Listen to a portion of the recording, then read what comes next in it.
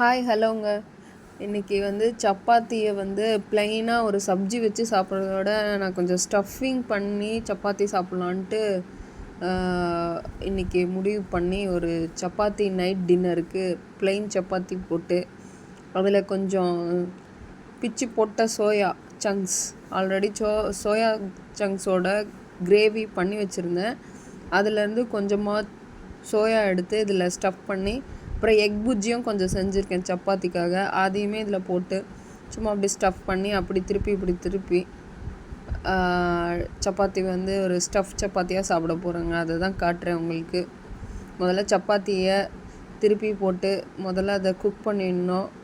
அந்த சப்பாத்தி வெந்ததுக்கு அப்புறமேட்டு இந்த ஸ்டஃப் பண்ணலான்னு இருக்கேன். இதில் போட்டுட்டு திருப்பிட்டு ஹீட் பண்ண உடனே எடுத்து வச்சிடலாங்க. அவ்வளோதாங்க.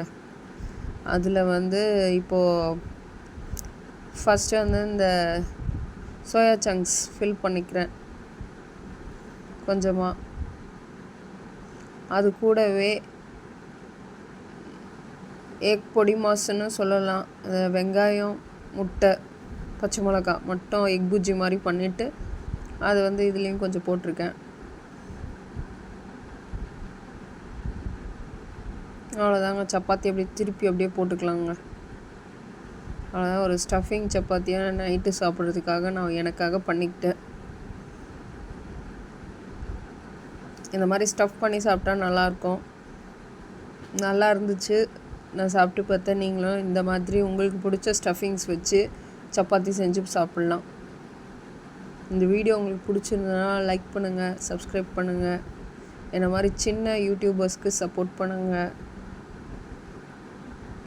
தேங்க்யூ. பாய். தொடர்ந்து என்னோடய சேனலில் இந்த மாதிரி சின்ன சின்ன ரெசிபீஸ் வரும். நான் என்னோடய ஸ்டைலில் நான் எப்படி செய்கிறேன் அப்படிங்கிறது தான் இங்கே இந்த சேனலில் காட்டப்படும். நீங்கள் பாருங்கள். பிடிச்சிருந்தா லைக் பண்ணுங்கள். பாய்.